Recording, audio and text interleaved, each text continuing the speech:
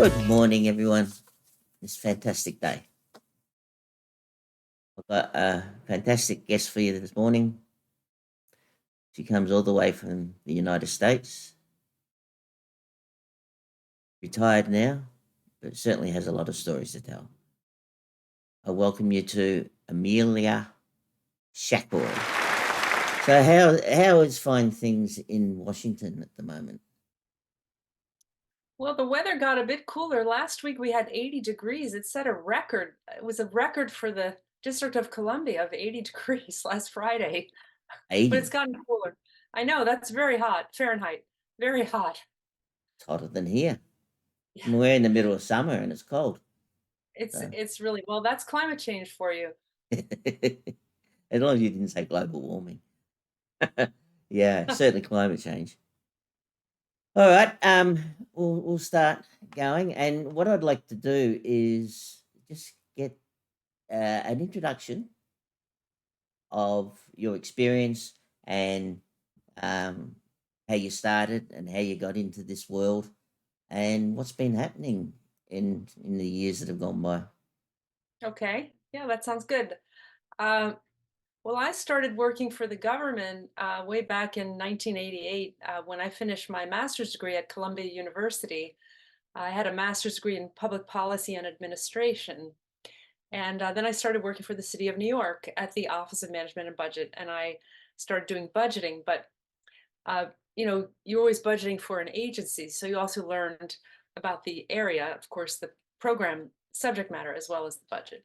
Um, then later on, I was a director of operations for the school system because I had overseen the budget for the school system at OMB.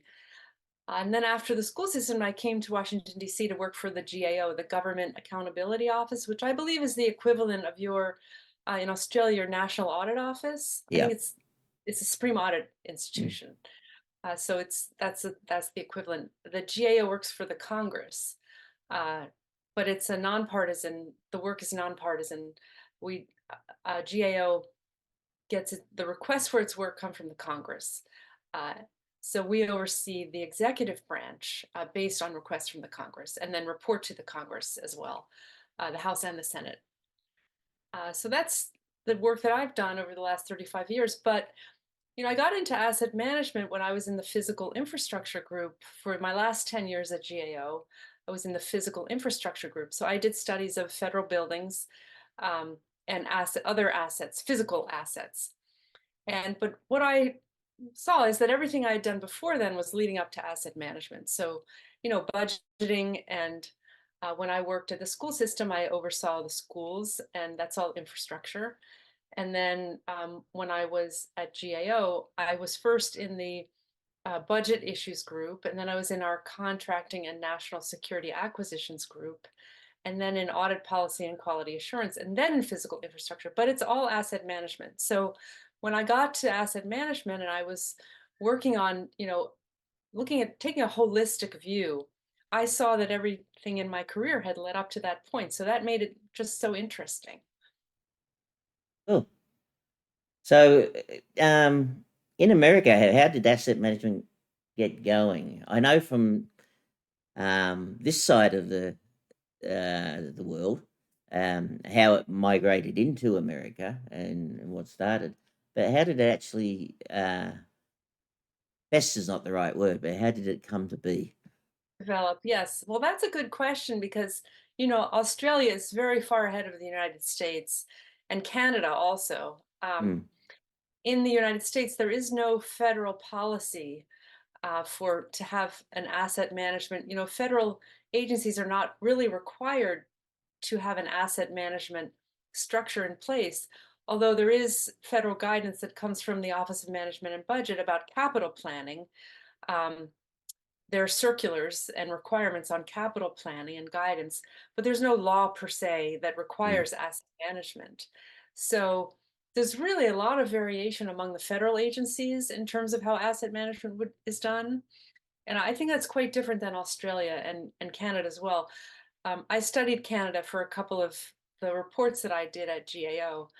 But what I see in the United States is it's more advanced at the local levels. Yeah. There's certain cities and certain states, like state of Michigan, for Yep. example, and I know Denver, Colorado, certain states that are farther ahead. But when you look at the federal government, it ranges a lot within the among the federal agencies. There's a huge range because there's really no standard requirement. Yeah, it's interesting. I find with America that you know the federal government seems to be looking inside. It seems to have its own charter, if you like, and then the state governments are very remote from it. And they seek Hmm. assistance from the federal government for certain events and whatnot. But it's very stand back, if you like. Yes. And yeah, it's a very strange concept. Whereas here, with the federal government and the state governments, they're very much in the face of local government all the time. So, what's your feelings on that? Yeah, it is different. And I believe in Canada also, for my work in Canada, it's more similar to Australia, where the federal government is more working together with the local governments. It's no, it's really you're right. The federal government gives grants uh, to local, state, and local governments, but it is really a very hands-off approach. The grants come with requirements, of course, but they're more like reporting requirements. You have to Yeah. report on how funds have been used, and there's certain performance measures, but um, it's really not. There's really not a lot of oversight from the federal government in terms of asset management. Yeah. I mean, there's a long-winded thing. Yeah. I mean, you watch the movies all the time from America, and you can't help but notice the condition of the roads, and Yeah. you start, what's going on. And I've read reports and looked at things about like their bridges and the failures they have. A lot of train and rail accidents and whatnot, and you think there's not enough money going into this infrastructure.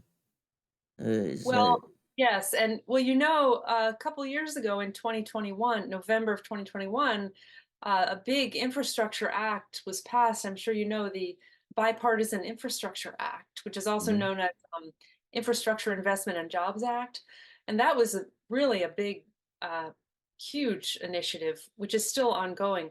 $550 billion US dollars for infrastructure over a period of 5 years. So from 2022 through 5 years. So that's going on now. And that is a real opportunity, really, to fix some of the roads and bridges and to think about, how to prioritize and where yeah, should those dollars go and how to plan and, not just building new infrastructure, but what do we do with the existing infrastructure? Because you're right, we have bridges falling down, we have roads that are in terrible condition, and yeah, um, now, if it's some are federal responsibility, like the highways, of course, are yeah, federal responsibility, and then you have local as well. For example, in District of Columbia, it's the locality is responsible for maintaining the roads. But so I have a funny story. When I first moved to New York City in 1986, I saw on the news that a part of the FDR Expressway on the east side, it's the FDR highway on the east side, a part of it had collapsed. And I saw this on the news, and the cars were just driving off because they could not see yeah, ahead of them. The highway had collapsed. And, that happens all the time. And, I remember the newscaster said, you have to be a fatalist about life in New York City and hope for the best. And I just thought that was so strange that, that was the attitude. Well, we just have to hope for the best. So there was really no planning in terms of maintaining the infrastructure. yeah. And you've also had failures. For example, it's in Michigan, the water Yes. situation, and down south there was a treatment plant that Yes. failed, and Mhm.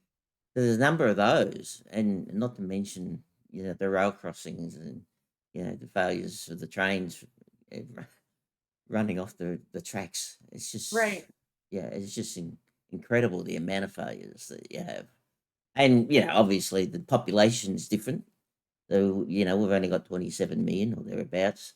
You're 330 million. So if you proportion it up, you expect to have more failures. But yeah, there just seems to be a lot more expensive failures too.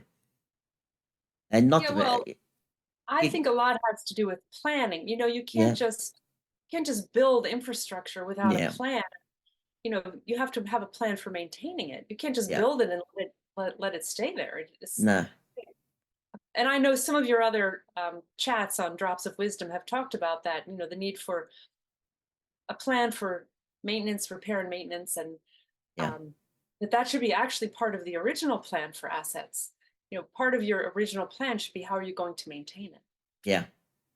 Yeah, I've got a funny story too because I just happened to be working up in one of the water authorities, and the Victorian government built basically put all the irrigation channels in pipes, basically replaced them with pipes, and they then offloaded the the water system to the water authorities. And one of them came up to me one day and said, "No, we've got these new assets. You know, what's it going to cost to maintain them every year?" You're asking me? I'm Ah, here for another matter. You know, what are you asking me?